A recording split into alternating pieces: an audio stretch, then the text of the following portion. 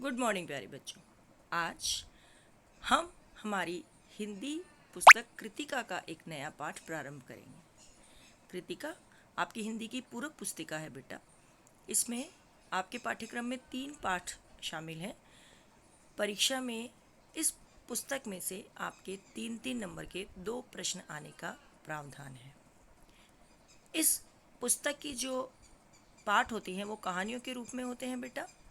आपको उन कहानियों को ध्यान से पढ़ना होता है, समझना होता है, क्योंकि इन पर जो प्रश्न आते हैं बेटा वो प्रायः मूल्य परक प्रश्न होते हैं कि आपको आपकी सोच, आपने पाठ से क्या जाना, क्या समझा, आप पाठ के बारे में क्या सोचते हैं, इस तरह के उत्तर आपको वहाँ लिखने होते हैं।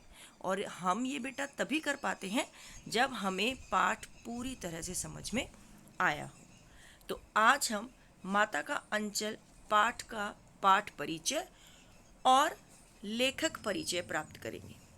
इस पाठ को बेटा शिव पूजन सहाय ने लिखा है।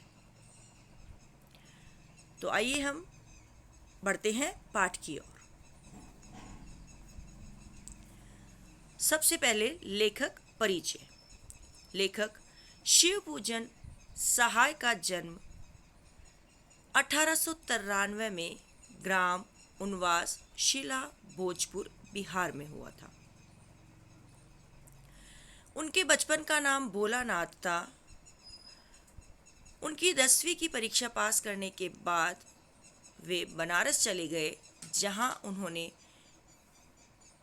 अदालत में नकल नवीस की नौकरी की। नकल नवीस बेटा कॉपी करने वाला है ना। बाद में वे हिंदी के अध्यापक बन गए। असहयोग आंदोलन के प्रभाव से उन्होंने सरकारी नौकरी से त्याग पत्र दे दिया कि गांधी जी ने जो असहयोग आंदोलन चलाया था अंग्रेजों के खिलाफ, उससे वे अधिक प्रभावित हुए और उन्होंने सरकारी नौकरी, क्योंकि सरकार अंग्रेजों की थी, अतः उस नौकरी से त्याग पत्र दे दिया।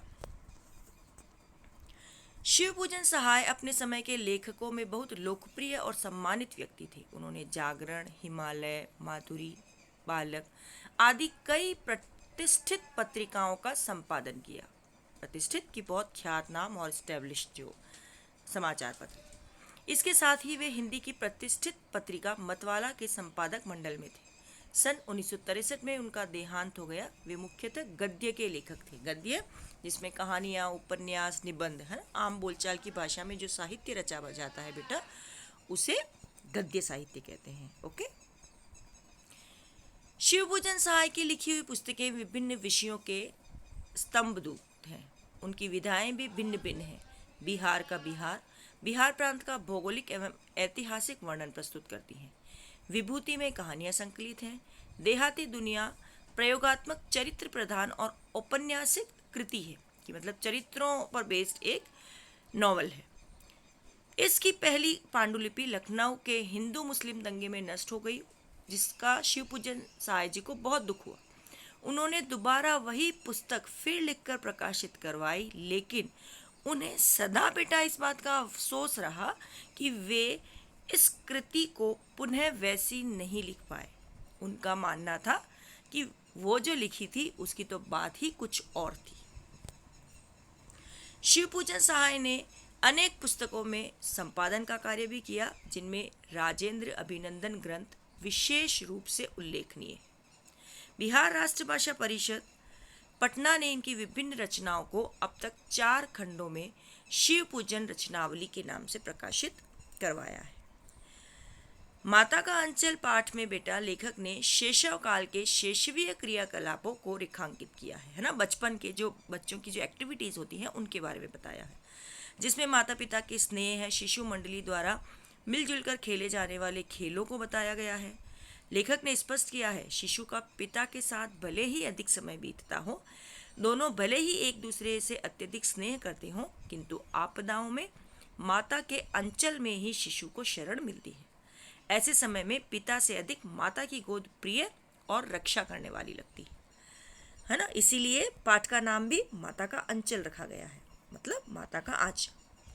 इसमें लेखक माता पिता के स्नेह और शरारतों से भरे बचपन को याद करता है। लेखक का नाम तारकेश्वर था। पिता अपने साथ ही उसे सुलाते, उठाते और नहलाते।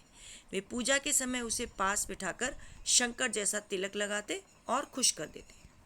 इस कहानी में यह दिखाया गया है कि बच्चा चाहे लाख अपने पिता के पास समय व्यतीत करता हो, लेकिन भरपेट खाना तो उसे माँ ही खिलाती है।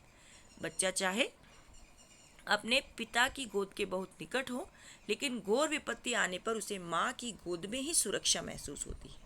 इसीलिए इस कहानी के लिए माता का आंचल शीर्षक बहुत उपयुक्त है। भोलानाथ, है ना, तारकेश्वर जो था उसे घर का नाम भोलानाथ था, तो उनके समय में परिवार से लेकर दूर पड़ोस तक आत्मीय संबंध हुआ करते थे बेटा, जिससे खेलने की स्वच्छंदता थी, स्वतंत्रता थी कि बच्चे बाहर मोहल्ले में खेलते रहते थे, घर में उनका मन ही नहीं लगता था। वो और उनकी मित्र मंडली तरह तरह के खेल खेलते थे। बाहरी घटनाओं, अपहरण आदि का कोई भय नहीं था।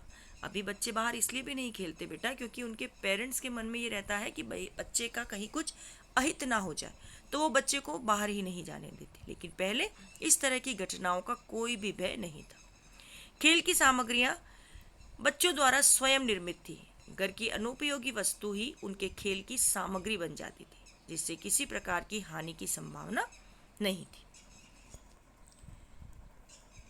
इस पाठ में बेटा हम भोलानाथ, उसके पापा के साथ उसका व्यवहार, उसकी माँ के साथ उसका व्यवहार, उसके अध्यापक द्वारा उसे दी गई डांट, उसके मित्र मंडली द्वारा के साथ उसके द्वारा खेले गए विभिन्न खेल, ब्याह रचाना, खेती करना, बाजार लगाना, है ना, अध्यापक को छेड़ना और सांप के बिलों में पानी उलीचना, ये सारी बहुत रोचक घटनाएं पढ़ेंगे। पाठ बच्चों के हिसाब से लिखा गया है। बच्चों की बहुत सारी बातों को इसमें बहुत रोचक तरीके से दर्शाया गया है। पाठ पढ़ते समय हमें आनंद की अनुभूति होगी। आज आप पाठ के लेखक का परिचय और पाठ का परिचय अपनी कॉपी में लिखेंगे और अपने आप को तैयार करेंगे इस पाठ को पढ़ने के लिए। ओके बेटा, स्टे होम, स्टे सेफ, अपना ध्यान रखिएगा।